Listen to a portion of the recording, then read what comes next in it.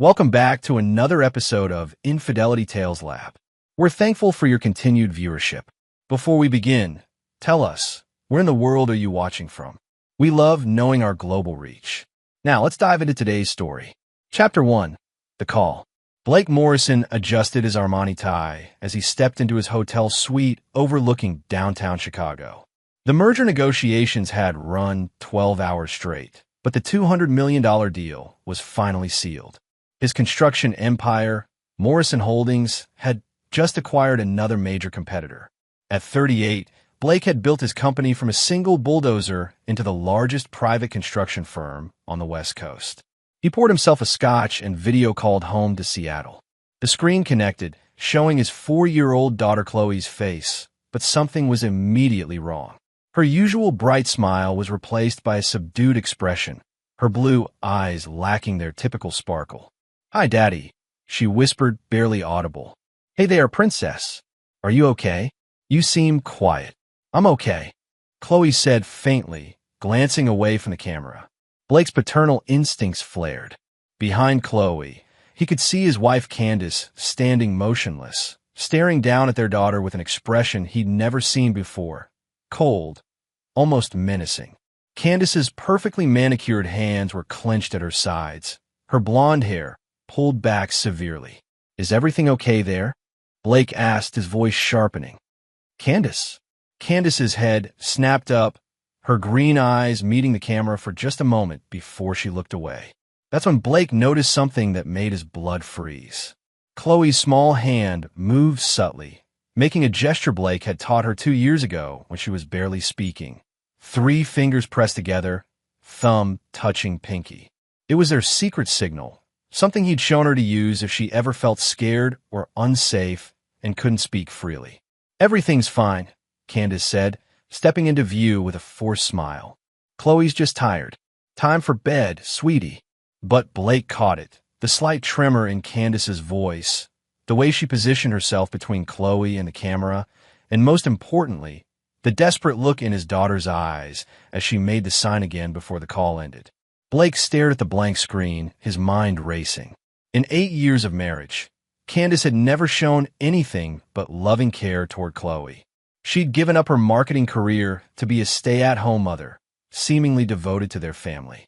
But that look, that stance, it was territorial, possessive, and threatening. He called back immediately. The phone rang 6 times before Candace answered, her face filling the screen. "Blake, I told you she's sleeping now. I want to see her room." "What? That's ridiculous. You'll wake her up. Show me. Now." Candace's jaw tightened. "I'm not going to." Blake's voice dropped to the tone that made million-dollar contractors nervous. "Show me our daughter's room, or I'm catching the next flight home." Something flickered across Candace's face. Fear, guilt, or calculation. "Fine," she said, but she ended the call. Blake tried calling back repeatedly for the next hour. Each attempt went straight to voicemail. He opened his laptop and checked their home security system. Every camera showed offline or maintenance mode. Their entire house had gone dark. Cameras, door sensors, everything. Either there was a massive system failure, or someone had deliberately disabled it. Blake called his head of security, Miguel Reyes, a former Navy SEAL who handled sensitive matters for Morrison Holdings. "Miguel, I need you to do a welfare check on my family. Something's wrong. I'll head over now, boss. What should I be looking for?" "I don't know yet. But if anyone tries to stop you from seeing Chloe, call the police first, then call me." Blake spent the next 2 hours pacing his hotel room, checking his phone obsessively. When Miguel finally called back, his voice was grim. "Boss, I went to the house." Candace answered the door, said everything was fine, but she wouldn't let me see Chloe. Said she was sleeping and I disturb her. When I insisted, she threatened to call the police on me for harassment. "What about the security system?" She claimed it was being serviced. But here's the thing. I saw a car parked around the corner. Black BMW, tinted windows. When I walked toward it, it drove off quickly. Blake's grip tightened on the phone. "Get the license plate?" "Partial. I'm running it now. Stay on the house tonight. If that car comes back, I want to know immediately." After hanging up, Blake booked the earliest flight to Seattle. But as he packed, his mind churned through possibilities. Candace's behavior was completely out of character, unless he'd never really known her at all. He'd met Candace at a charity gala 7 years ago. She was beautiful, charming, and seemed to understand his driven nature. They'd married within a year, and Chloe was born 18 months later. Candace had been the perfect wife, supportive during his company's expansion, gracious at business dinners, and apparently devoted to their daughter. But now, replaying their relationship in his mind, Blake began noticing gaps. Candace's vague answers about her past before they met. Her reluctance to discuss her family, claiming they were estranged. The way she sometimes disappeared for hours, claiming shopping trips or spa visits, but returning with nothing to show for it. Blake opened his safe and removed a thick folder, the background check he'd commissioned on Candace before their engagement. At the time, it had seemed paranoid, but his lawyers had insisted. The report had been clean. No criminal history, good credit, normal social media presence. But it had also been remarkably sparse on details before her 24th birthday. Now, with his daughter potentially in danger, that gap seemed ominous. His phone buzzed with a text from Miguel. Car is back. Same BMW. Driver is watching the house. Blake checked his watch. His flight wasn't for 6 hours, but every minute felt like a lifetime. He called his pilot. Get the jet ready. I need to be in Seattle in 3 hours. Sir, it's nearly midnight. We'll need to. I don't care what it costs or what permits you need. Get me home. As Blake waited for the car to the airport, he pulled up Candace's recent credit card statements on his phone. The charges were routine except for one thing. Large cash withdrawals over the past month, totaling nearly $15,000. Cash meant no electronic trail, no way to track how the money was being spent. Blake's jaw clenched. Whatever was happening at his house, it had been planned. The disabled security system, the mysterious car, the cash withdrawals, and somehow his 4-year-old daughter was caught in the middle of it. But Blake Morrison hadn't built a construction empire by backing down from fights. He'd learned early that in business and in life, you either crush your enemies completely, or they eventually crushed you. By the time his plane took off, Blake had made a decision.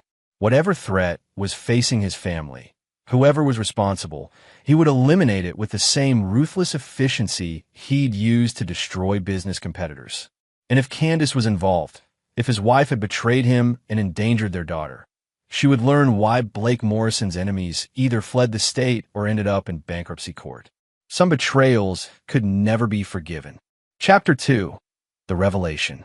Blake's private jet touched down at Boeing Field at 4:17 a.m. Miguel met him on the tarmac with a grim expression and a coffee that Blake ignored.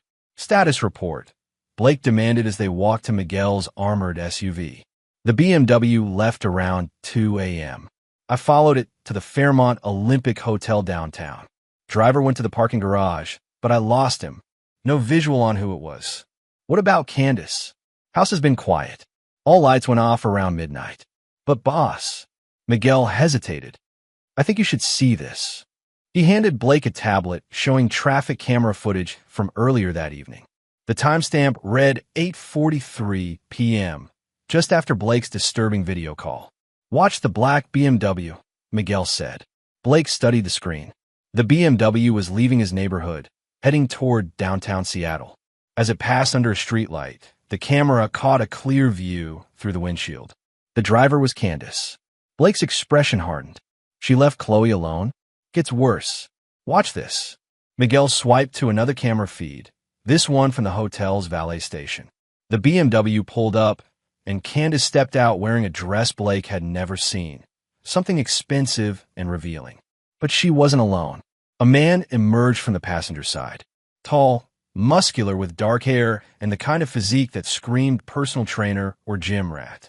He moved with casual confidence as he handed the valet the keys, then placed his hand possessively on Candace's lower back as they entered the hotel. Blake felt something cold settle in his chest. How long were they inside? 4 hours. Left separately around 1 a.m. Different cars. You get an ID on it?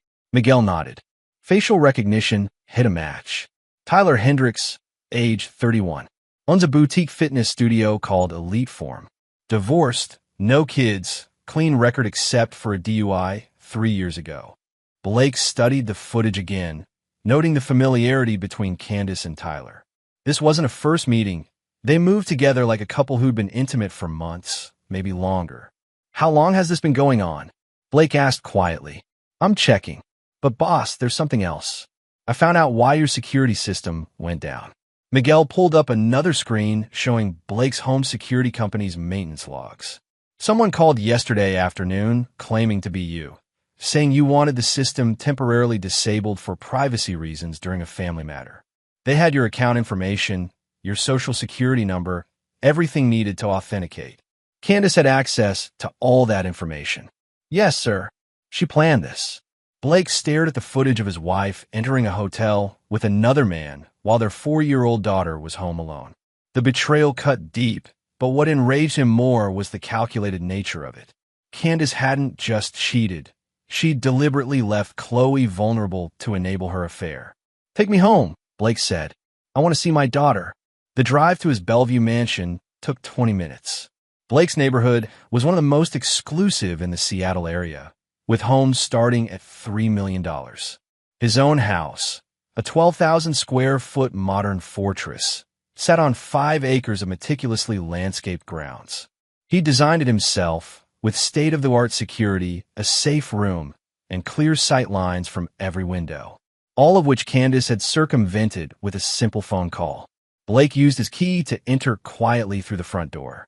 The house was silent, except for the grandfather clock in the foyer, chiming 5 a.m. He climbed the stairs to Chloe's room, his footsteps muffled by Persian rugs. Chloe's door was slightly ajar. Blake pushed it open and saw his daughter sleeping peacefully in her princess-themed bed, clutching her favorite stuffed elephant. She looked small and vulnerable in the large room, and Blake felt his rage intensify. How could Candace have left her alone? He checked on her for several minutes, ensuring she was truly safe, then made his way to the master bedroom. Candace was there, apparently asleep, her blonde hair spread across the pillow. But Blake noticed details that confirmed his suspicions. A slight smear of makeup she'd missed while cleaning up, the faint scent of cologne that wasn't his, and her phone charging face down on the nightstand. Blake didn't wake her. Instead, he went to his home office and began making calls. First, he contacted his attorney, David Kim, one of Seattle's most ruthless divorce lawyers. "David, I need you at my office in 2 hours. Family emergency." "Blake, it's 5 a.m. What's—" "My wife is having an affair. I have proof. I want to discuss options before she knows I'm back in town." Next, he called his private investigator, Lisa Park, who'd worked for Morrison Holdings for 5 years handling background checks and corporate espionage. "Lisa, I need a complete workup on my wife. Everything: financial records, phone logs, social media, travel history. Go back 2 years. Blake, is everything okay?" "No. And I need the same investigation on a Tyler Hendricks. Owns Elite Form Fitness Studio. I want to know everything about him. Business records, personal life, who he's connected to. How fast do you need this?" By noon today. Blake's third call was to his business partner and CFO, Rick Castellanos. Rick had been with Morrison Holdings since the beginning and was one of the few people Blake trusted completely. "Rick, clear my schedule for the next week. Family situation that requires my full attention. The Portland project meeting is—" "Cancel it. Everything non-critical gets postponed." Blake spent the next hour going through financial records on his computer. What he found painted a clear picture of betrayal. The cash withdrawals weren't random. They followed a pattern. Every Tuesday and Friday for the past 3 months, Candace had withdrawn $500 to $1,000 in cash. Tuesdays and Fridays were when Blake typically worked late at the office or traveled for business. He cross-referenced the dates with his calendar and travel schedule. Every single withdrawal corresponded with a day when he was away from home for extended periods. But the financial betrayal went deeper. Blake discovered that Candace had opened a separate credit card account he wasn't aware of. The statements, which she'd been hiding, showed charges at expensive restaurants, boutique hotels, and luxury clothing stores. The total debt was approaching $50,000. More damning was a series of charges at Elite Form, Tyler's fitness studio. The charges weren't for standard personal training sessions. They were 4 private consultation sessions that cost $300 each and occurred twice weekly for the past 4 months. Blake pulled up Elite Form's website. The studio offered high-end personal training, nutrition consulting, and lifestyle coaching for wealthy clients. Tyler's bio described him as a former college athlete who specialized in transformative fitness experiences for discerning clientele. The photos showed a man who was everything Blake wasn't. Young, conventionally handsome in a generic way, with the kind of muscles that came from spending entire days in a gym rather than building an empire. Blake felt nothing but contempt for the type of man who made a living flattering borehouse wives. At 7 a.m., Blake heard movement upstairs. Candace was awake. He closed his laptop and waited, curious to see how she'd handle his unexpected return. 10 minutes later, Candace appeared in the doorway of his office, wearing a silk robe and a carefully constructed expression of surprise. "Blake, you're home early. I thought you weren't coming back until Thursday." "Change of plans," Blake said evenly. "The deal closed yesterday." Candace stepped into the office, and Blake noticed she kept her distance, staying near the door. "How wonderful. I know how important that merger was to you." "Where did you go last night, Candace?" The question hung in the air. Blake watched his wife's face carefully, looking for tells. Her eyes flickered almost imperceptibly, a micro-expression that betrayed her guilt. "Last night, I was here with Chloe. We had dinner, watched a movie, and went to bed early. I called around 10 p.m. You didn't answer. My phone was charging upstairs. I must have missed it." Blake stood up slowly, his 6'3" frame towering over his wife. "That's interesting, because I have traffic camera footage of you leaving the house at 8:43 p.m. in your BMW. Candace's face went pale, but she recovered quickly. "That's impossible. You were at the Fairmont Olympic Hotel with Tyler Hendricks until 1 a.m. The silence stretched between them. Blake watched as various emotions played across Candace's face. Shock, fear, calculation, and finally, a cold defiance he'd never seen before. "How long have you been having me followed?" she asked. "I haven't. Until yesterday, I trusted my wife." "Then how?" "Because when someone threatens my daughter, I respond accordingly." Candace's eyes narrowed. "Threatens Chloe? What are you talking about?" "The hand signal, Candace. She made our emergency signal during the video call. She was scared of something or someone." For the first time, Candace looked genuinely confused. "What hand signal?" Blake studied her face. Either she was an exceptional actress, or she truly didn't know about the signal he'd taught Chloe. But that didn't absolve her of leaving their daughter alone to meet her lover. "You left a 4-year-old child alone for 4 hours so you could cheat on your husband." "Blake, I can explain." "Don't." Blake's voice cut through her words like a blade. "I know about the cash withdrawals, the secret credit card, the private consultation sessions with Tyler. I know you disabled our security system to cover your tracks." Candace straightened, and Blake saw a flash of the person she really was beneath the mask of the devoted wife and mother. "So what now?" she asked. "You're going to divorce me? Take Chloe away from me?" "That depends entirely on what you do next." "Meaning?" Blake walked around his desk until he was standing directly in front of her. "Meaning you're going to tell me everything. How long this has been going on, what Tyler Hendricks really wants, and why my daughter was terrified yesterday. And if I don't," Blake's smile was cold and dangerous, "then you'll discover why people who cross Blake Morrison tend to lose everything they value."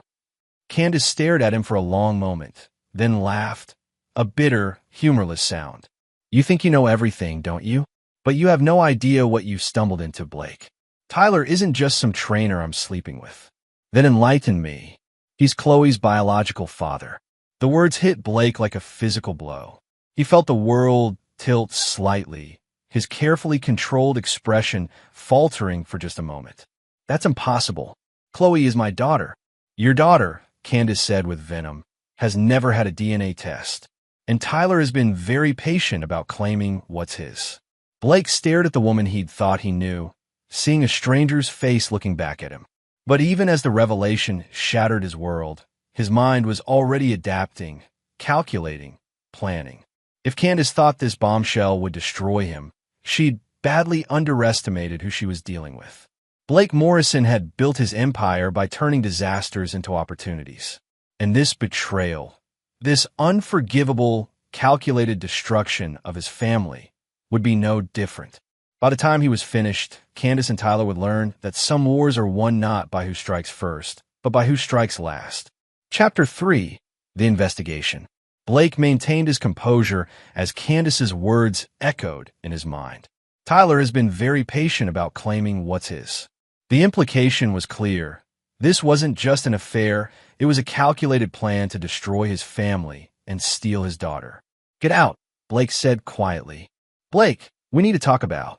"Get out of my office." Now. Candace must have recognized something lethal in his tone because she backed toward the door.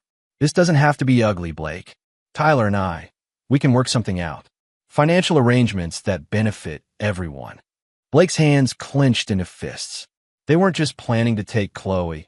They were planning to extort him for the privilege. "You have 30 seconds to leave this room before I do something we'll both regret." Candace fled, her footsteps rapid on the hardwood floors. Blake heard her bedroom door slam upstairs. He sat back down at his desk and forced himself to think logically. If Tyler Hendricks truly believed he was Chloe's biological father, that changed everything. This wasn't a simple affair. It was a long-term strategy to claim his daughter and likely his wealth. Blake pulled up his calendar from 4 years ago, around the time Chloe would have been conceived. He and Candace had been trying for a baby for months. There had been fertility consultations, carefully tracked ovulation cycles, and what he'd thought was mutual excitement about starting a family. Now he wondered if Candace had been scheduling her affair around those same cycles. His phone rang. Lisa Park, his private investigator. "Blake, I've got preliminary findings on Tyler Hendricks. You're not going to like this. Tell me." Elite Form Fitness Studio is bleeding money. Hendricks is 3 months behind on rent, has defaulted on equipment loans, and owes about $80,000 in various debts. The business is essentially bankrupt. Blake felt a piece of the puzzle click into place. So he needs money. Gets worse. I dug into his personal history. Hendricks has a pattern of targeting wealthy older women.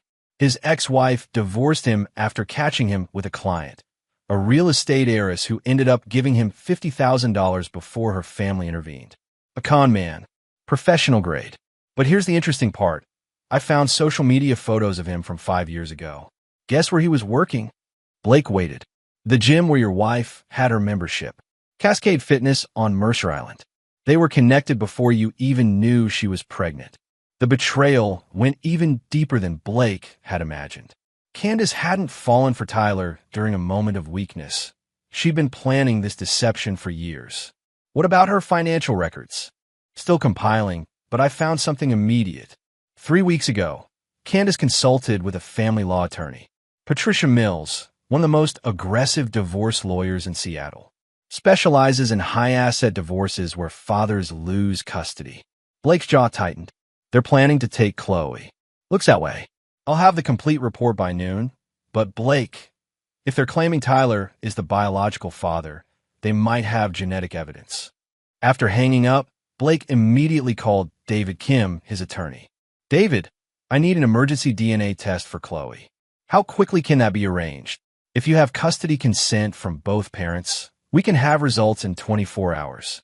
But Blake, if you're questioning paternity, we need to discuss the legal implications. Just set it up. I'll handle the consent." Blake's next call was to Dr. Sarah Williams, Chloe's pediatrician and a family friend. "Sarah, I need a favor. Can you come to my house this morning to collect a DNA sample from Chloe? It's for legal purposes." "Blake, is everything okay?" "That's an unusual request. Family situation. I can't explain details, but I need this done quietly and quickly. I could be there in 2 hours." Blake spent the next hour reviewing everything he knew about Tyler Hendricks. He pulled up the man's social media profiles, business records, and credit history. What emerged was a picture of a career predator who specialized in seducing vulnerable women with money. But Tyler had made one critical mistake. He'd targeted Blake Morrison's family. Blake opened his laptop and began making notes for the plan forming in his mind. Tyler wanted to claim Chloe and extort money from him. Blake would give him exactly what he deserved. At 9 a.m., Chloe woke up and came downstairs, still in her pajamas and carrying her stuffed elephant. "Daddy!" She ran to him with genuine joy, and Blake felt his heart clench. Whatever the DNA test revealed, this was his daughter in every way that mattered. "Hey, princess. Did you sleep well?" "Uh-huh. Why are you home?" "Mommy said you were gone for work. I finished early so I could see you. Are you feeling okay? You seemed a little sad yesterday when we talked." Chloe's expression became cautious, and she glanced toward the kitchen where Candace was making coffee. "I'm okay, Daddy." But Blake noticed she stayed close to him, her small hand gripping his shirt. Whatever had happened yesterday, Chloe still felt safer with him than with her mother. Dr. Williams arrived at 11 a.m. with her medical bag and a discreet DNA collection kit. She was a woman in her 50s who'd been treating Chloe since birth. "Uncle Blake needs to make sure you're extra healthy," Dr. Williams explained to Chloe as she swabbed the inside of her cheek. "This is just like the vitamin tests we do sometimes." Chloe cooperated without complaint, trusting Dr. Williams completely. Candace watched from the doorway, her face pale, but saying nothing. After Dr. Williams left with the sample, Blake's phone rang. "Miguel, boss, I got eyes on Tyler Hendricks. He's at his gym, but he's not alone. There's a woman with him. Looks like a lawyer based on the briefcase and business attire. Can you get photos?" "Already done. Sending them now." Blake's phone buzzed with several high-resolution images. The woman was Patricia Mills, the divorce attorney Lisa had mentioned. She and Tyler were sitting in his office, documents spread across the desk between them. Blake forwarded the photos to David Kim with a text. "The opposition is planning their strategy. We need to move faster." At noon, Lisa Park arrived with a thick folder containing her complete investigation. "Blake, this is bigger than just an affair and a paternity claim," she said, spreading documents across his desk. "Tyler Hendricks and Patricia Mills have worked together before." "Explain." 2 years ago, they collaborated on a case involving a tech executive named Robert Chun. Similar situation. Tyler seduced the man's wife, claimed to be the father of their child, and Patricia Mills represented the wife in divorce proceedings. Chun lost half his assets and visitation rights to his son. Blake felt cold fury building in his chest. They're running a con. Professional level. But here's where it gets interesting. Robert Chin's wife eventually figured out what Tyler really was. She tried to back out of the arrangement, return to her husband, reconcile the family. What happened? Lisa's expression was grim. She died in a single-car accident 6 months later. Lost control on a mountain road, no witnesses. The implication hung heavy in the air. Blake stared at the accident report Lisa had obtained. "You think Tyler killed her?" "I think Tyler Hendricks is more dangerous than he appears." "And Blake, there's something else." Candace's phone records show she's been in contact with Patricia Mills for 3 months. This isn't a recent decision. They've been planning this for a long time. Blake studied the phone records, seeing the pattern of calls between his wife and the divorce attorney. The frequency increased over time, culminating in daily conversations over the past 2 weeks. "They're ready to move," Blake said. "I think so. And based on the Chin case, their strategy is straightforward. Claim Tyler is Chloe's father, file for divorce with Patricia's help, destroy your reputation in court, and walk away with your daughter and half your assets." Blake closed the folder and looked at Lisa. "What's Tyler's weak point?" "His business is failing. He's drowning in debt, and his entire lifestyle depends on finding wealthy women to exploit. He's desperate, which makes him dangerous but also vulnerable." And Candace? She's in love with the idea of Tyler, not the reality. She thinks she's trading up from a workaholic husband to a younger, more attentive man. She has no idea she's just another mark in a confidence game. Blake stood up and walked to his office window, looking out at the grounds where he'd built a playground for Chloe, where she'd taken her first steps, where they'd spent countless hours together. "Lisa, I want you to find everything you can about Robert Chin's wife's accident. If Tyler was involved, there has to be evidence." "Blake, what are you planning?"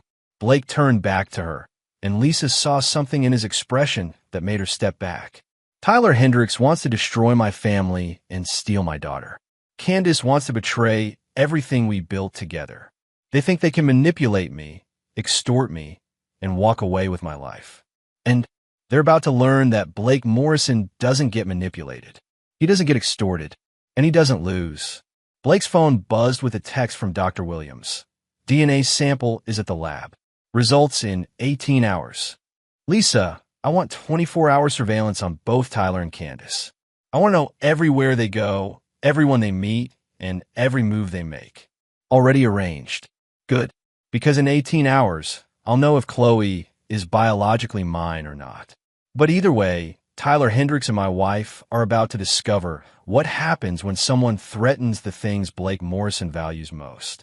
Blake looked out the window again, where Chloe was playing in the backyard with Candace watching from the patio. From this distance, they looked like a normal family. But Blake now knew the truth. His wife was a traitor, his daughter might not be his biological child, and a con man was planning to steal everything he'd worked for. But Tyler had made one fatal error in judgment. He'd assumed Blake Morrison was just another wealthy mark who could be manipulated and destroyed. He was about to learn the difference between a man who inherited wealth and a man who'd fought for every dollar he'd earned.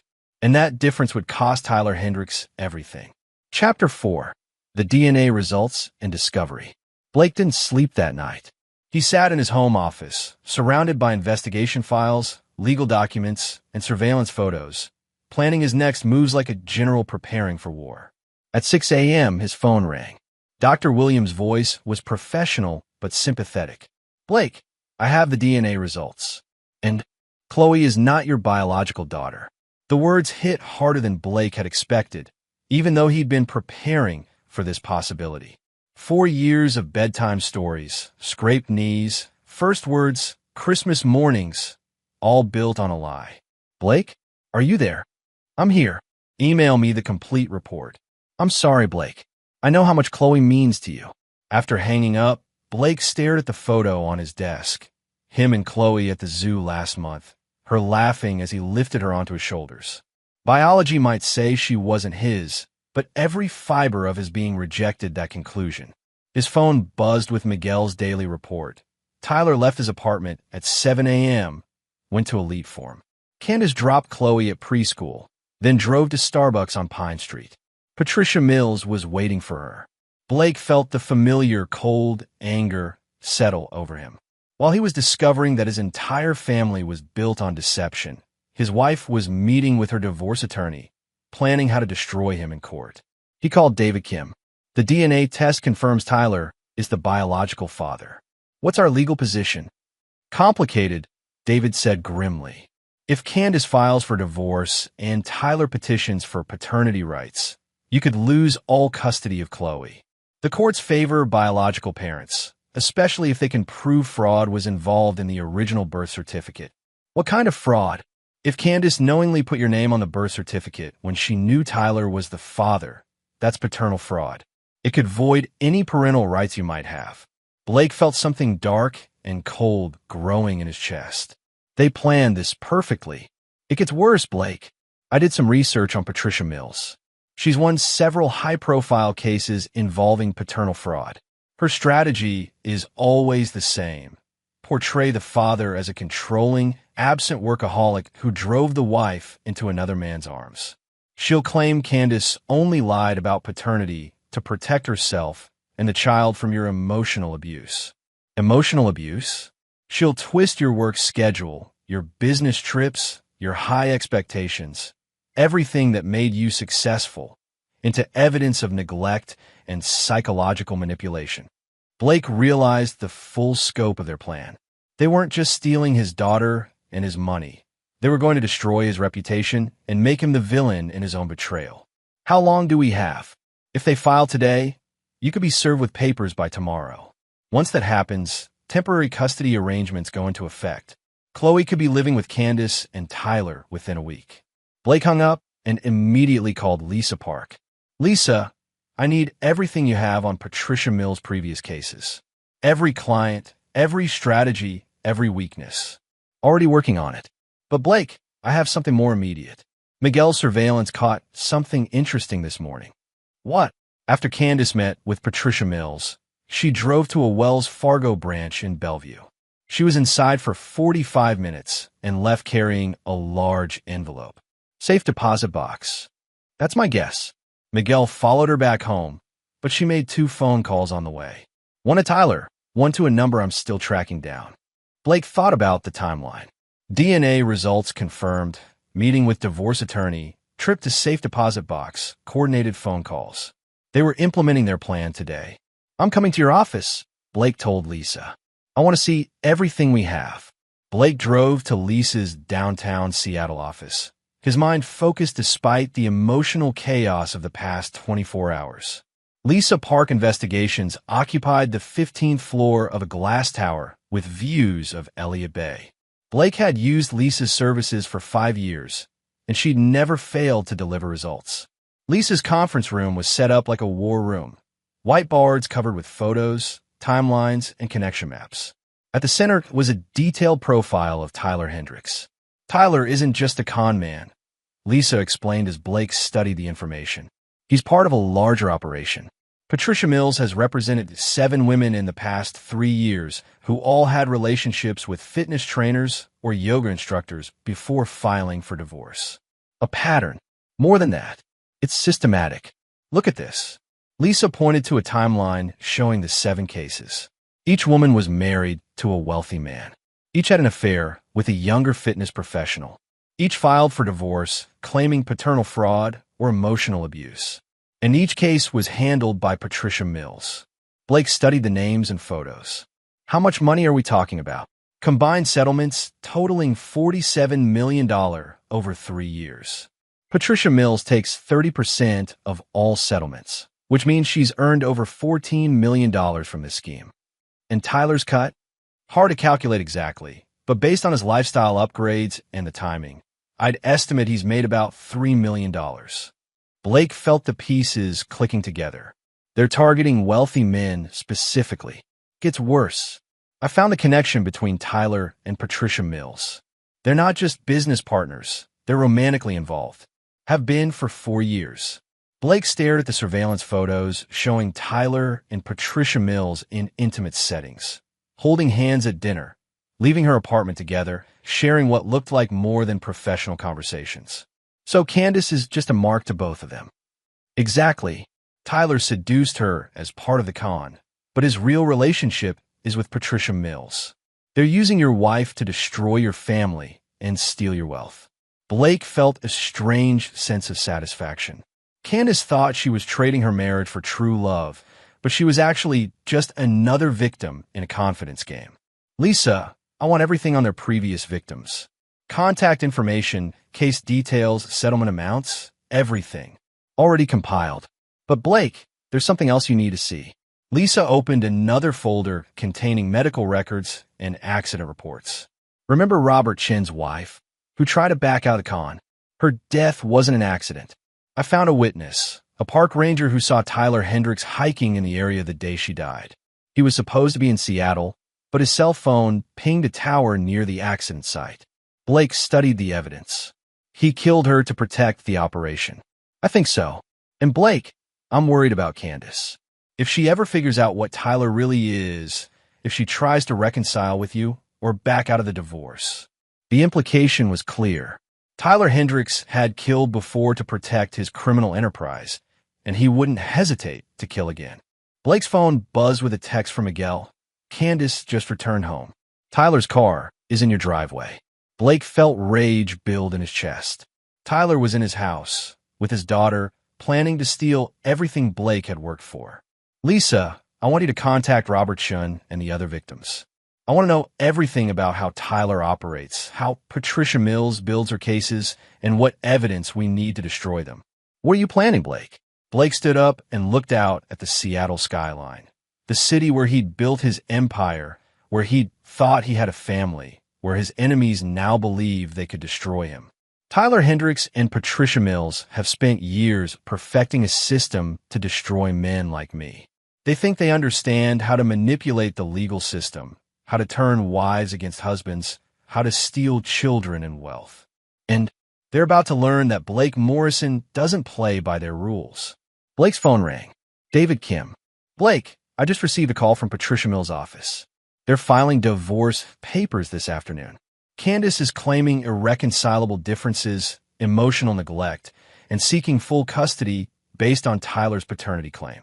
Timeline: you'll be served with papers by 6 p.m. today. Emergency custody hearing is scheduled for tomorrow morning. Blake checked his watch. It was 2 p.m., which gave him less than 4 hours before his world officially ended, unless he acted first. David filed countersuit. I want custody of Chloe, I want the house, and I want a full financial audit of everything Candace has done in the past year. Blake, that's not going to work. The paternity test is just one piece of evidence. File the papers now. I'm going home to have a conversation with my wife and her boyfriend. Blake left Lisa's office with a complete dossier on Tyler Hendricks and Patricia Mills' operation. He understood their strategy, their weaknesses, and their criminal activities. More importantly, he now understood exactly how to destroy them. As he drove toward his house, toward the confrontation that would determine his daughter's future, Blake felt the familiar calm that came before a major business negotiation. Tyler and Candace thought they held all the cards, but they'd made one critical error. They'd assumed Blake Morrison would fight fair. They were about to discover that when someone threatens everything a man values, fairness becomes a luxury he can't afford. And Blake Morrison had never lost a fight when the stakes were this high. Chapter 5. The Confrontation. Blake pulled into his circular driveway at 3:47 p.m. and saw Tyler's black BMW parked brazenly next to Candace's car. Through the living room windows, he could see figures moving around inside his house. Tyler Hendricks making himself comfortable in Blake's home while planning to steal his daughter. Blake sat in his car for a moment, centering himself. This confrontation would determine everything that followed.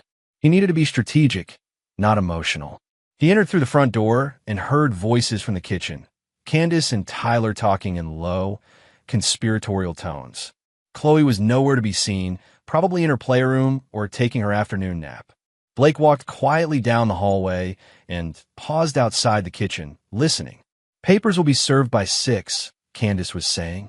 Patricia says the emergency hearing tomorrow is just a formality. Blake won't have time to mount a real defense. And the custody arrangement? Tyler's voice was casual, confident. Temporary full custody to me, with you listed as the biological father. Blake gets supervised visitation only if that. What about the house?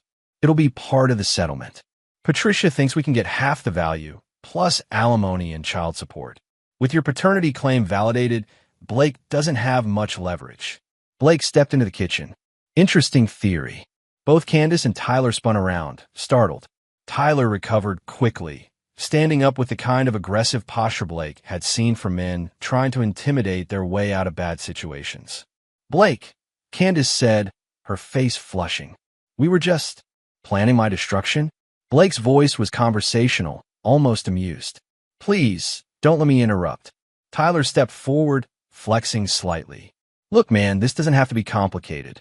Candace and I are in love. Chloe is my daughter. And it's time for everyone to accept reality. Blake studied Tyler with the same detached analysis he used when evaluating business competitors. 6'1", maybe 185 pounds, clearly spent a lot of time in the gym, but had the soft edges of someone who'd never been in a real fight. His aggressive stance was rehearsed, designed to intimidate suburban husbands during custody disputes. Reality, Blake repeated. That's an interesting word choice from someone who's been running a criminal confidence game for the past 4 years. Tyler's expression flickered, just a moment of uncertainty before the aggressive mask returned. I don't know what you're talking about. Blake pulled out his phone and showed Tyler a photo Lisa had compiled. Tyler with Patricia Mills at a romantic dinner. Patricia Mills, your girlfriend and business partner. 7 wealthy husbands destroyed, $47 million in fraudulent settlements, and at least 1 murder when Robert Chin's wife tried to back out of your operation. The color drained from Tyler's face. Candace looked confused, glancing between the two men. Tyler, what is he talking about? Blake showed her another photo, Tyler with a different woman, then another and another. Your boyfriend has seduced at least 7 married women as part of a systematic fraud operation. You're not his lover, Candace. You're his mark. That's impossible, Candace said, but Blake could see doubt creeping into her voice. Patricia Mills represents all his victims. Tyler seduces wealthy wives, claims to be the father of their children, and Patricia Mills handles the divorce proceedings. They split the settlements and move on to the next target. Tyler's jaw clenched. You can't prove any of that. Blake smiled coldly. Actually, I can. I have surveillance footage of you with Patricia Mills, financial records showing your partnership, and witness testimony from Robert Chun about what you did to his family. Blake pulled up another photo on his phone, crime scene images from the car accident that killed Chen's wife. This is what happens when one of your victims tries to back out. Isn't it, Tyler? Tyler's carefully constructed confidence began to crack. You're insane. That was an accident. A park ranger saw you hiking near the accident site the day she died. Your cell phone pinged a tower 20 miles from where you claim to be. And there are brake marks on the road that suggest her car was deliberately forced off the cliff. Candace sank into a chair, staring at Tyler with growing horror. Tell me this isn't true. Tyler ignored her, focusing on Blake with new wariness. Even if any of that was real, it doesn't change the fact that Chloe is my daughter. I have paternity rights. Do you? Blake's smile became predatory. Because I have some interesting news about your DNA test. Blake pulled out another document, one Lisa had obtained from the lab that processed Tyler's paternity claim. Your test was processed by Northwest Genetics Labs, wasn't it? The same lab Patricia Mills uses for all her paternity cases. The same lab that's been falsifying DNA results for the past 3 years as part of your operation. Tyler's eyes widened. That's impossible. The lab technician is named Marcus Webb. Ring any bells? He's Patricia Mills' cousin, and he's been altering test results in exchange for a cut of your settlements. I have financial records showing payments from Patricia Mills to Marcus Webb totaling $300,000 over 3 years. Blake watched as Tyler's world collapsed around him. The DNA test, the cornerstone of their entire plan, was fraudulent. But that means... Candace whispered. That means Tyler Hendricks is not Chloe's biological father, Blake said. He never was. The entire paternity claim is based on fabricated evidence. Tyler lunged forward, his careful facade finally cracking completely. You son of a...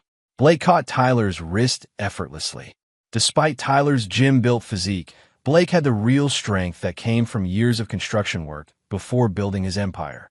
More importantly, Blake had the focused violence of a man protecting his family.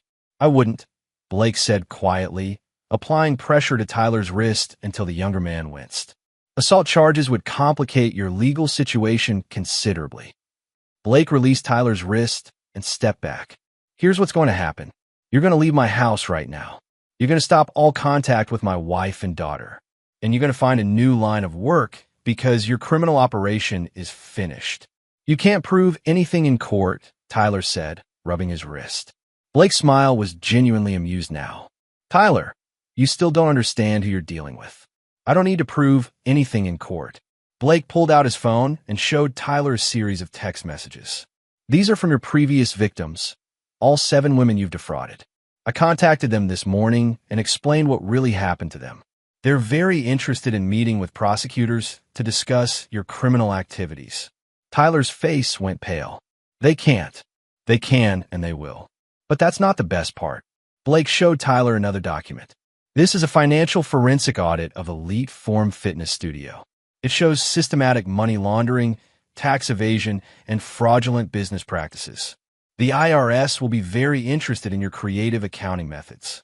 But more importantly, Blake continued, I've had a very interesting conversation with Marcus Webb at Northwest Genetics Labs. When faced with federal fraud charges, he became surprisingly cooperative about his relationship with Patricia Mills. Tyler staggered backward, the full scope of his exposure becoming clear. Blake turned to Candace. As for you, you have a choice to make. You can continue with this divorce, knowing that Tyler is a criminal who is using you as part of fraud operation. Patricia Mills will abandon you the moment her own criminal exposure becomes clear, leaving you with nothing. Or you can end this madness now. Cancel the divorce filing, sever all contact with Tyler and Patricia Mills, and we can discuss the future of our marriage. Candace looked between Blake and Tyler, seeing her lover, the man she betrayed her family for, revealed as a predator who'd manipulated her from the beginning. "I need time to think," she whispered. "No," Blake said firmly. "You need to decide right now. Tyler is leaving this house in the next 60 seconds. The question is whether you're going with him or staying to face the consequences of what you've done to our family." Tyler straightened, tried to recover some dignity. "Candace, don't listen to him. He's just trying to manipulate you." Blake laughed, a cold, genuinely amused sound. "Tyler, after everything you've done, you're accusing me of manipulation?" Blake pulled out his phone one more time and played a recording. It was Tyler and Patricia Mills discussing their plan to destroy Blake's family, including specific details about seducing Candace and fabricating the paternity claim. "I've been recording all of your conversations for the past week," Blake explained. "Your phones, your meetings, even your intimate moments with Patricia Mills. It's amazing what private investigators can accomplish when properly motivated." Tyler's legs seemed to buckle slightly. The recording was evidence of conspiracy, fraud, and criminal enterprise. Combined with the testimony from previous victims, it would destroy him completely. 50 seconds, Tyler. Tyler looked at Candace one last time, perhaps hoping she'd choose to run away with him. But Candace was staring at the floor, her world shattered by the revelation of Tyler's true nature. "This isn't over," Tyler said to Blake as he headed toward the door. Blake's voice followed him. "You're absolutely right, Tyler. It's not over. It's just beginning." After Tyler left, Blake and Candace sat in silence for several minutes. Finally, Candace looked up at him with tears in her eyes. "I'm sorry, Blake. I thought he loved me." Blake studied his wife, the woman who'd betrayed him, endangered their daughter, and nearly destroyed their family for a man who'd been manipulating her from the beginning. "Candace, you need to understand something. Tyler being a criminal doesn't excuse what you did. You still chose to have an affair.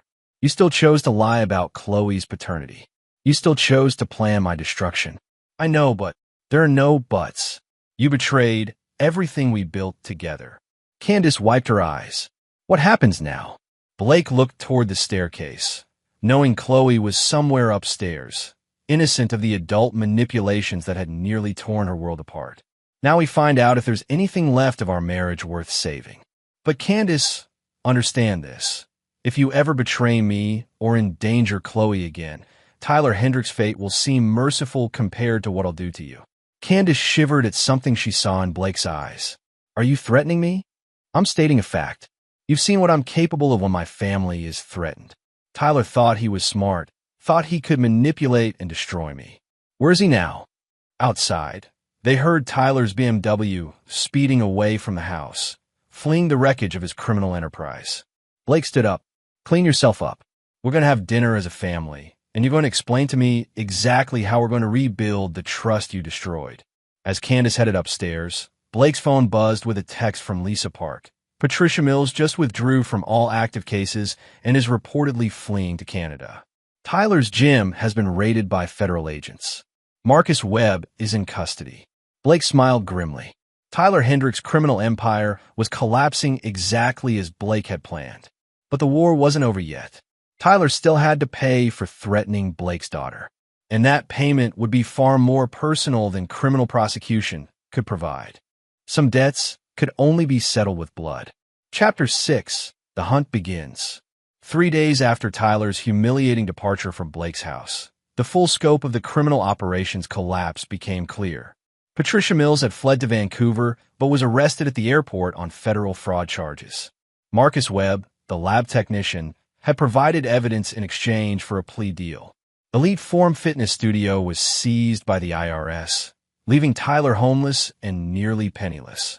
But Blake Morrison wasn't satisfied with Tyler's financial ruin. The man had threatened Chloe, manipulated his wife, and planned to steal his family. That required a more personal response. Blake sat in his office reviewing reports from Lisa Park. Tyler had been staying at cheap motels around Seattle, burning through his remaining cash. His criminal partners had abandoned him, his assets were frozen, and his carefully constructed life was in ruins. But Tyler was also desperate, which made him dangerous. "He's been asking around about guns," Miguel reported during their morning briefing. "Nothing traceable, but he's looking for protection or planning something stupid." "Where is he now?" Motel 6 in Renton. Room 237. Hasn't left in 18 hours except for food runs. Blake studied surveillance photos of Tyler, unshaven, paranoid, constantly looking over his shoulder. The confident predator who'd invaded Blake's home had been reduced to a frightened animal. Any contact with Candace? None. She's been home with Chloe. Hasn't left the property since Tuesday. Blake's relationship with his wife remained in limbo. Candace had agreed to cancel the divorce proceedings and sever all contact with Tyler and Patricia Mills. But the betrayal hung between them like a toxic cloud. They were civil for Chloe's sake, but the marriage Blake had thought he knew was gone. What mattered now was ensuring Tyler could never threaten his family again. Blake's phone rang. David Kim, his attorney. Blake, we have a problem. Tyler Hendricks has retained new counsel, Jimmy Morrison from the public defender's office. So, Morrison is pushing for a plea deal in exchange for testimony about your illegal surveillance activities. Tyler is claiming you violated his privacy rights, that your evidence was obtained illegally. Blake felt a moment of cold amusement. Tyler's trying to turn the tables. It gets worse. He's also filed a restraining order claiming you've been harassing and threatening him. If granted, you can't go within 500 feet of Tyler or any property he occupies. When's the hearing? Tomorrow morning. Blake, if this restraining order goes through, it could complicate everything. The criminal charges against Tyler might be dismissed if his lawyer can prove prosecutorial misconduct based on illegally obtained evidence. After hanging up, Blake called Lisa Park. Lisa, I need to know everything about Jimmy Morrison, Tyler's new lawyer. Already on it.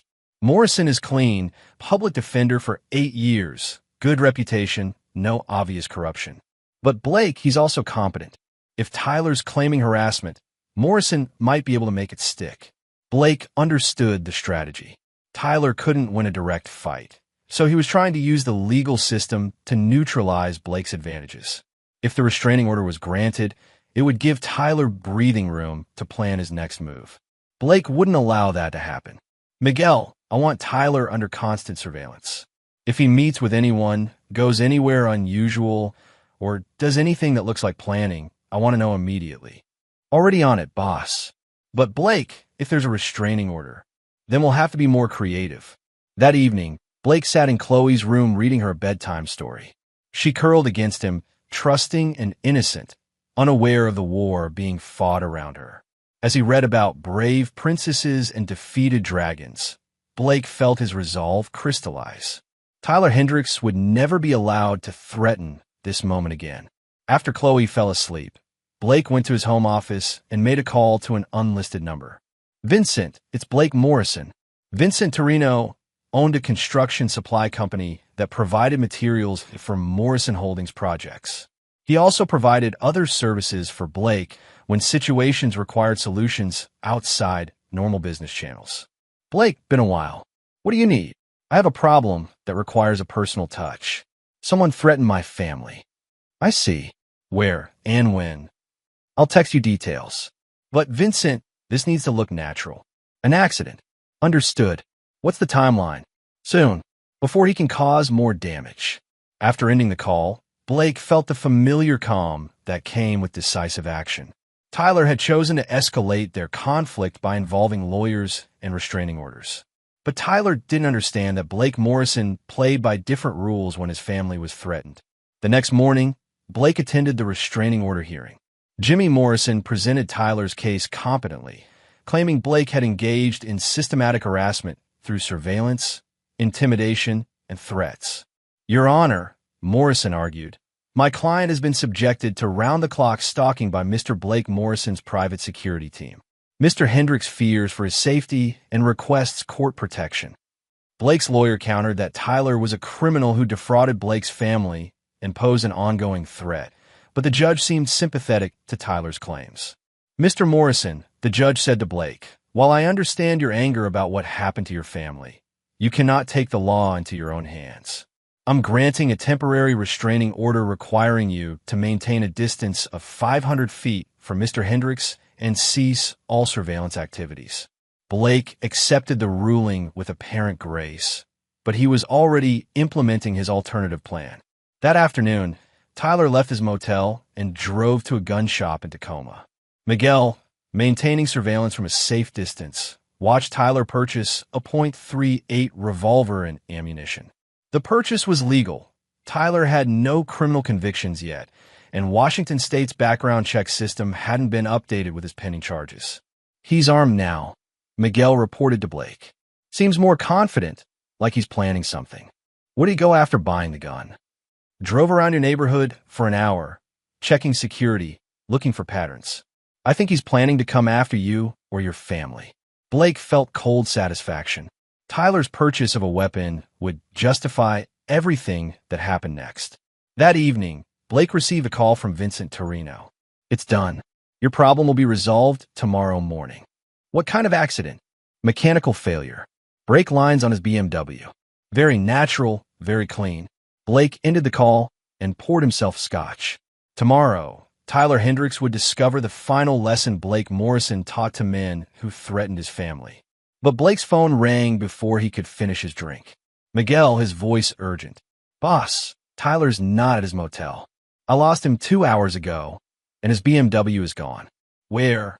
Blake's blood went cold as he heard a sound from upstairs. Glass breaking in Chloe's room.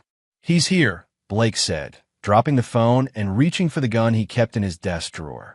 Tyler Hendricks had come for Blake's family, armed and desperate. But Tyler was about to learn that Blake Morrison had been preparing for this moment since their first confrontation. The hunt was over.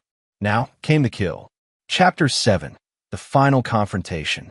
Blake moved silently through his house, gun drawn, every sense heightened. The sound of breaking glass had come from the second floor, near Chloe's room. His heart hammered as he climbed the stairs, knowing that Tyler was somewhere above him, armed and desperate enough to invade Blake's home. The hallway was dark except for a sliver of light under Chloe's door. Blake approached carefully, noting that the guest bedroom window at the end of the hall was shattered, Tyler's entry point. Blake tested Chloe's door handle. Locked from the inside. Smart girl. He taught her to lock her door if she ever heard strange noises at night. A floorboard creaked behind him. Blake spun around to see Tyler emerging from the master bedroom, holding his .38 revolver with shaking hands. Tyler looked wild, unshaven, red-eyed, and past the point of rational decision-making. Hello, Blake, Tyler said, his voice hoarse. Time for a conversation. Blake kept his own weapon lowered, but ready. You made a mistake coming here, Tyler. Did I? Because it seems like I hold all the cards now. Tyler gestured with the gun toward the stairs. Let's go downstairs. Away from the kid. Blake calculated distances and angles. Tyler was about 15 feet away, nervous and clearly inexperienced with firearms.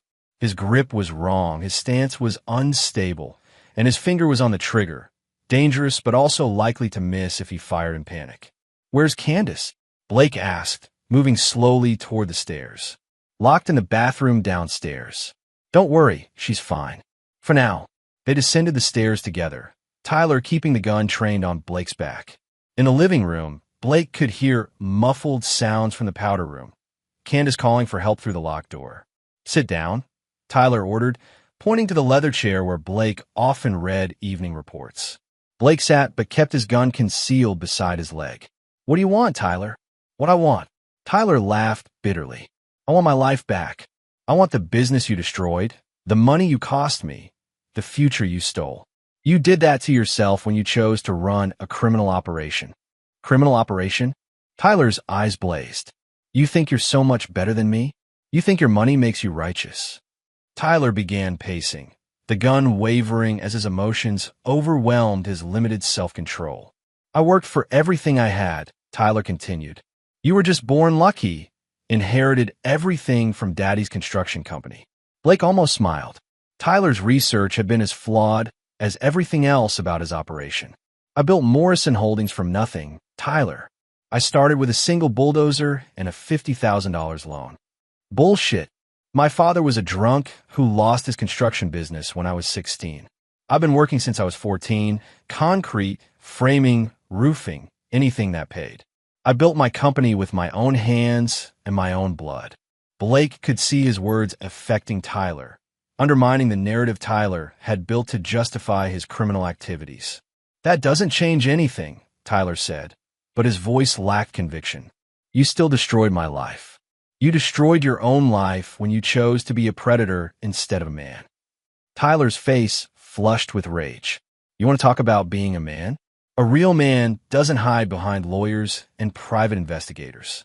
A real man faces his enemies directly. Is that what you think you're doing here? Being a man. Blake slowly stood up, his gun still concealed. Tyler raised his weapon, but didn't fire. He wanted to talk, to justify his actions, to make Blake understand his twisted logic.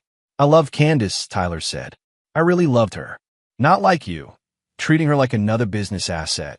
I made her feel alive again. You made her feel like a mark in your confidence game. That's not true. Then why are you here with a gun instead of trying to win her back with love? Tyler's hand shook as the contradiction hit him. If he truly loved Candace, breaking into Blake's house to threaten his family was hardly romantic. Because you poisoned her against me, Tyler said, but his voice was weaker now. You made her think I was using her. I showed her the truth. Your relationship with Patricia Mills, your previous victims, your criminal enterprise.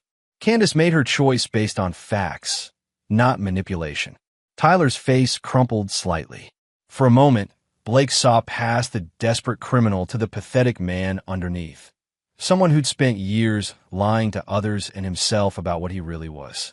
But that moment of sympathy vanished when Tyler's expression hardened again. It doesn't matter anymore, Tyler said. You destroyed everything I cared about. Now I'm going to return the favor. Tyler raised the gun toward Blake's chest, his finger tightening on the trigger. Blake moved. Years of construction work had given Blake reflexes and strength that Tyler's gym workouts couldn't match. Blake dove sideways, bringing up his own weapon as Tyler fired. The shot went wide, splintering the wall behind where Blake had been sitting. Blake rolled behind the couch as Tyler fired again, this shot smashing a lamp. Tyler, Blake called out. This ends badly for you no matter what happens. Put the gun down and walk away. Tyler's response was another wild shot that destroyed a family photo on the mantelpiece. Blake analyzed the situation. Tyler was panicking, firing randomly, and would soon run out of ammunition. But each shot risked hitting Candace in the bathroom or Chloe upstairs. Blake made his decision. He stood up from behind the couch, his gun aimed directly at Tyler's center mass. Drop your weapon. Tyler spun toward him, bringing his gun up desperately. But Tyler was an amateur facing a man who'd learned to shoot in the Marines and practiced regularly at private ranges. Blake's shot was precise and final. Tyler Hendricks dropped to Blake's hardwood floor, his gun clattering away, blood pooling beneath him. His eyes were wide with shock and pain, but still alive. Blake approached carefully, kicking Tyler's gun out of reach. Tyler tried to speak, but could only make gurgling sounds.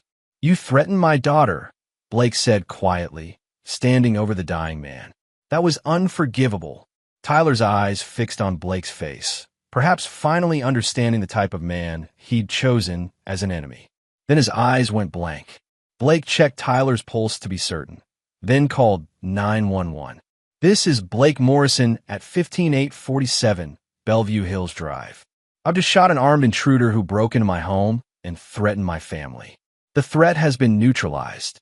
Blake unlocked the powder room door, releasing Candace, who collapsed into his arms sobbing. Then he went upstairs to check on Chloe, who was still locked safely in her room. Daddy. Chloe's voice was small and frightened through the door. It's okay, princess. The bad man is gone. You can come out now. When police arrived, they found Blake holding his daughter while Candace sat in shock on the living room sofa, carefully positioned so she couldn't see Tyler's body. The investigation was straightforward. Tyler had broken into Blake's home, armed with an illegal weapon. The restraining order made his presence criminal and threatened Blake's family. Blake had acted in self-defense to protect his wife and daughter. The responding officer was Sergeant Maria Santos, a 20-year veteran who'd worked dozens of home invasion cases. Mr. Morrison, can you walk me through what happened? Blake provided a clear, factual account of Tyler's invasion and threats. The physical evidence supported his story. Broken window, Tyler's gun, multiple bullet holes showing Tyler had fired first. Any idea why this man targeted your family? Tyler Hendricks was involved in a criminal operation that defrauded my family. He was facing federal charges and apparently blamed me for his legal troubles. Sergeant Santos examined Tyler's body and the crime scene. Clean shooting, Mr. Morrison. Definitely self-defense. As paramedics removed Tyler's body and crime scene technicians processed the evidence, Blake sat with Chloe and Candace in the kitchen. His daughter had recovered quickly. At 4 years old, she didn't fully understand what had happened, only that Daddy had protected them from a bad man. Candace was struggling more. She kept staring at the living room where Tyler had died, perhaps finally understanding the full scope of what her affair had cost. "Is it over?" she asked Blake quietly. Blake looked at his wife. The woman who'd betrayed him, endangered their daughter, and nearly destroyed their family. Tyler's death had ended the immediate threat, but it hadn't healed the deeper wounds. "Tyler's dead," Blake said. "His criminal operation is finished. Patricia Mills and Marcus Webb are facing federal charges. So yes, that part is over. And us." Blake studied Candace's face. She looked older, worn down by guilt and trauma. The confident woman who'd planned his destruction just days ago had been replaced by someone broken and uncertain. "That depends on you, Candace. Tyler manipulated you, but you still chose to betray our family. That's not something I can just forgive and forget." "I know, but Blake, I want to try. I want to rebuild what we had." Blake looked at Chloe, who was coloring at the kitchen table, humming quietly to herself. Whatever happened between him and Candace, his daughter deserved stability and love. "We'll see," Blake said. "But Candace, understand this. I will never trust you the way I did before. You've shown me who you really are when tested. I won't forget that." Candace nodded, tears in her eyes. "I understand." 3 hours later, after police finished their investigation and the house was quiet again, Blake sat in his office reviewing the events of the past week. Tyler Hendricks was dead, his criminal operation destroyed, and Blake's family was safe. But as Blake looked at photos of happier times with Candace and Chloe, he realized that some victories came at a cost that could never be fully calculated.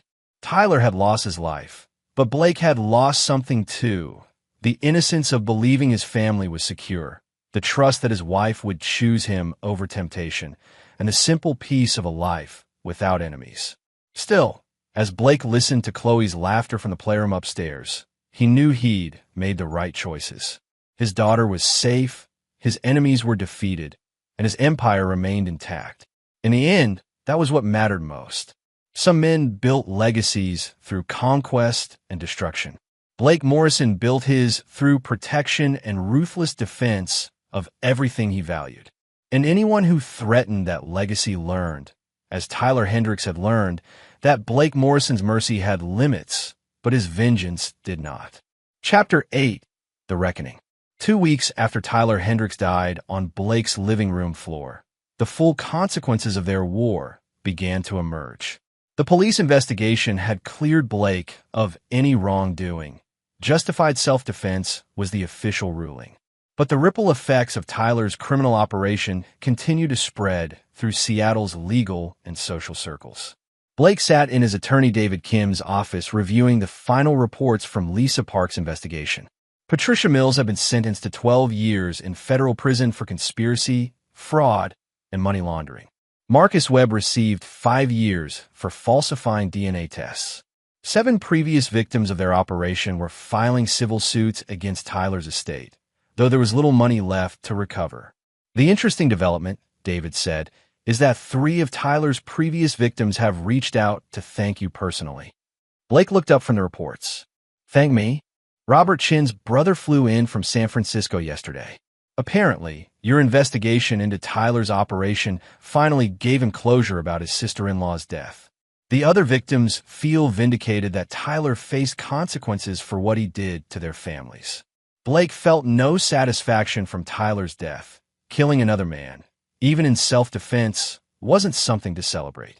But he was glad that Tyler's other victims had found some measure of justice. What about the federal investigation? Closed. FBI concluded that Tyler acted alone after his criminal operation collapsed. No evidence of outside conspiracy or ongoing threats. Blake nodded. Tyler's death had ended more than just his life. It had eliminated the entire criminal network that had destroyed multiple families. And Candace? David's expression became more guarded. She's agreed to continue marriage counseling, but Blake, you need to understand that rebuilding trust after betrayal this deep, it may not be possible.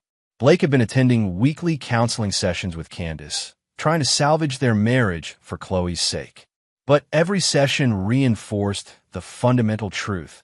Candace had chosen to betray him when faced with temptation.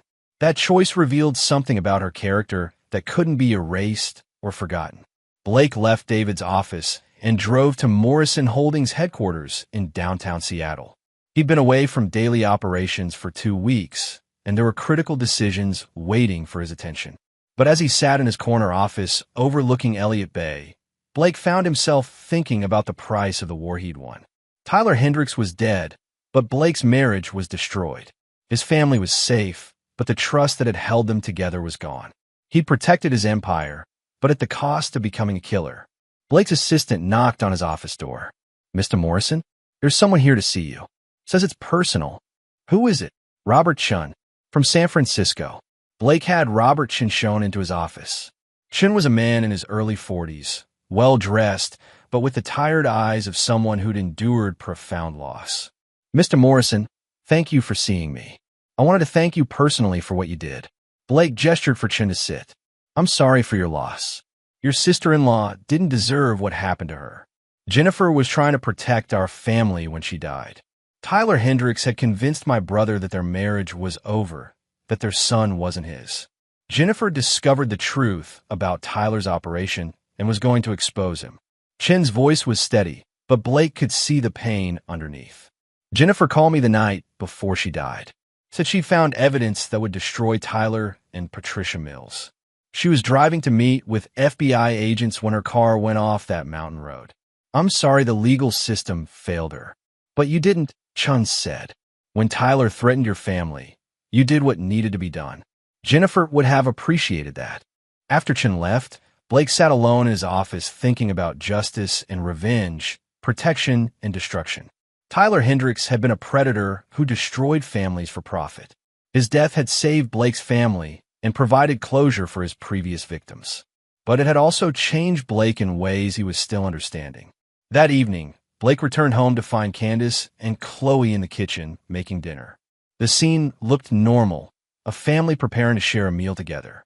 But Blake could feel the underlying tension, the careful politeness that had replaced genuine intimacy. "How was your day, Daddy?" Chloe asked, hugging his legs. "Good, Princess. How was yours?" "Mommy and I went to the park, and I fed the ducks." Blake looked at Candace, who managed to smile. "She had a good time." "We both did." During dinner, they maintained the facade of a normal family. Chloe chattered about her day. Candace asked about Blake's work, and Blake responded appropriately. But underneath the surface, all three of them knew that everything had changed. After Chloe went to bed, Blake and Candace sat in the living room, carefully avoiding the area where Tyler had died, which had been professionally cleaned but still felt contaminated to both of them. "Blake, I've been thinking about what Dr. Peterson said in counseling," Candace began hesitantly. Dr. Peterson was their marriage counselor, a woman who specialized in rebuilding relationships after major betrayals. About whether we're staying together for the right reasons, or just because it's easier than facing the truth. Blake studied his wife's face. Over the past 2 weeks, he'd watched her struggle with guilt, trauma, and the realization that her affair had nearly cost Chloe her safety. What truth is that? That maybe we can't come back from this. That maybe try to rebuild our marriage is just postponing the inevitable. Blake felt a mixture of relief and sadness. He'd been thinking the same thing, but hadn't wanted to be the first to voice it. "You want a divorce? I want us to be honest about whether love and trust can survive what I did. And Blake, I see how you look at me now. There's something cold there that wasn't there before." Blake couldn't deny it. When he looked at Candace, he saw not just his wife, but the woman who'd betrayed him, endangered their daughter, and planned his destruction. That knowledge colored every interaction, every conversation, every moment they shared. What about Chloe?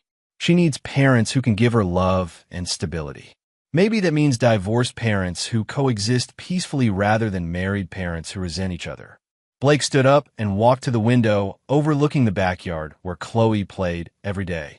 The playground equipment he'd installed, the garden Candace had planted, the life they'd built together, all of it felt like artifact from a different family's existence. If we divorce, Blake said, I want joint custody. 50-50 times sharing. Of course. Blake, despite everything that's happened, I know you're a good father. Chloe needs you. Blake turned back to face Candace. And I want us to handle this privately. No lawyers beyond what's necessary for paperwork. No fighting over assets or support. We divide everything fairly and move on. Agreed. They spent the next hour discussing practical arrangements with surprising civility. Blake would keep the house. Candace would take the condo in Belltown they'd bought as an investment. They'd alternate weeks with Chloe, share holidays, and maintain college funds and insurance policies. It felt like negotiating a business deal rather than ending a marriage. Blake, Candace said as they finished the discussion, I need you to know that I loved you. I still love you. Tyler manipulated me, but that doesn't excuse the choices I made. I know. Do you think you can ever forgive me? Blake considered the question carefully. I can forgive you for making a mistake, for being manipulated, for falling for Tyler's lies. But I can't forgive you for endangering Chloe. That choice revealed something about your character that I can't unsee. Candace nodded, tears in her eyes. I understand. But Candace, for Chloe's sake, we're going to be cordial co-parents. Whatever anger I have toward you stays between us. Our daughter deserves better than parents who hate each other. Thank you. 3 months later, Blake signed the final divorce papers in David Kim's office. The process had been remarkably amicable. No contested assets, no custody battles, no public drama. They'd even attended Chloe's preschool graduation together, sitting side by side and applauding their daughter's achievements. But as Blake drove away from the law office, officially single for the first time in 8 years, he felt not relief, but a profound sense of completion. The war that had begun with Tyler's criminal operation was finally, truly over. Blake had protected his daughter, defeated his enemies, and secured his empire. The cost had been his marriage, his innocence, and one man's life. But as he picked up Chloe for his first official week of joint custody, watching her face light up with joy at seeing him, Blake knew he'd made the right choices. Some wars were worth fighting, regardless of the cost. And Blake Morrison had one. Chapter 9, New Beginnings. 1 year after Tyler Hendricks died in Blake's living room, Blake stood in the same spot where the confrontation had occurred, but the house felt completely different. Gone were the family photos that had included Candace, replaced by pictures of Blake and Chloe on their adventures together. The formal living room had been converted into a playroom where 5-year-old Chloe could spread out her art projects and toys. Blake had rebuilt his life with the same methodical precision he used for his construction projects. Joint custody with Candace worked smoothly. They'd learned to communicate about Chloe's needs without the underlying tension that had poisoned their marriage. Candace had moved on as well, dating a pediatrician she'd met through Chloe's school, someone who seemed genuinely kind and stable. Daddy, look what I made. Chloe ran into the room, carrying a drawing of what appeared to be a castle with stick figures. That's beautiful, princess. Tell me about it. It's our house, and this is you, and this is me, and this is Miguel. She pointed to the various stick figures with elaborate explanations. Blake smiled at the inclusion of Miguel, his head of security, who'd become something of an uncle figure to Chloe. Miguel's presence had been essential during the transition period, helping maintain security and stability while Blake navigated single parenthood. Mr. Morrison? Miguel appeared in the doorway. Lisa Park is here for your meeting. Blake had been expecting Lisa. Today marked the first anniversary of Tyler's death, and Blake had commissioned a final report on the lasting effects of their investigation. Lisa entered the playroom with a thick folder, but her expression was lighter than Blake had seen in months. Good news, Blake asked as Chloe returned to her coloring. The best. Patricia Mills was found dead in federal prison yesterday. Apparent suicide, but the inmates I spoke with suggested it was more complicated than that. Prison justice for someone who destroyed families. Blake felt no satisfaction from Patricia Mills' death, but he understood the poetic justice. She'd spent her career destroying families for profit and ultimately faced consequences from people who valued family loyalty above all else. What about the other victims? All 7 families are doing well. Robert Chin remarried last month, a woman who lost her husband to cancer, and they're blending their families together. The other couples either reconciled after learning the truth about Tyler's manipulation or divorced amicably once they understood what really happened. Lisa pulled out another document. But the most interesting development is this. She handed Blake a letter from the FBI's white-collar crime division. They're offering you a consulting contract. Your investigation into Tyler's operation was more thorough than anything they could have produced. They want your expertise for similar cases. Blake read the letter with interest. The FBI was offering him a significant consulting fee to help investigate other confidence operations that targeted wealthy families. Are you interested? Blake considered the offer. His construction business ran smoothly without his daily oversight, and he discovered an aptitude for investigation and justice that went beyond protecting his own family. I'll think about it. After Lisa left, Blake spent the afternoon with Chloe in their backyard. She was riding her bicycle while he watched, marveling at how quickly she'd grown and adapted to their new life. The trauma of that night a year ago seemed to have left no lasting effects on her. Children were remarkably resilient when surrounded by love and stability. That evening, as Blake tucked Chloe into bed, she asked a question that caught him off guard. "Daddy, do you miss Mommy?" Blake considered how to answer honestly, but age-appropriately. "I miss the family we used to be, Princess, but I'm happy with the family we are now." "Me too. I like having 2 houses and 2 bedrooms and seeing you and Mommy separately sometimes." Blake smiled at her pragmatic acceptance of their arrangement. "Why is that?" "Because you and Mommy are happier now. And when grown-ups are happier, kids are happier too." Blake was struck by her wisdom. Out of the mouths of babes, Chloe had understood something that had taken him months to accept. Their family was different now, but it was also healthier. After Chloe fell asleep, Blake sat in his home office reviewing the FBI's offer. Taking the consulting contract would mean using his skills to help other families threatened by predators like Tyler Hendricks. It would also mean potentially dangerous work, but Blake had already proven he could handle such dangers. His phone rang. Vincent Torino, the man who'd helped arrange Tyler's accident that never happened. "Blake, just wanted to check in. Everything's still quiet on your end?" "Completely quiet, Vincent. Thanks for your concern. Good to hear. Word gets around about what happened to that Tyler character. People respect a man who protects his family properly." After hanging up, Blake reflected on the strange path his life had taken. A year ago, he'd been a successful businessman with what seemed like a perfect family. Now he was a divorced single father who'd killed a man in self-defense and was being recruited by the FBI. But despite everything that had changed, Blake felt more grounded than he had in years. He knew exactly who he was now, a man who protected what mattered most, regardless of the cost. Blake's computer chimed with an email from David Kim. The final financial audit of Tyler's criminal operation had been completed. Blake and the other victims would recover approximately 60% of their losses through asset forfeiture and insurance claims.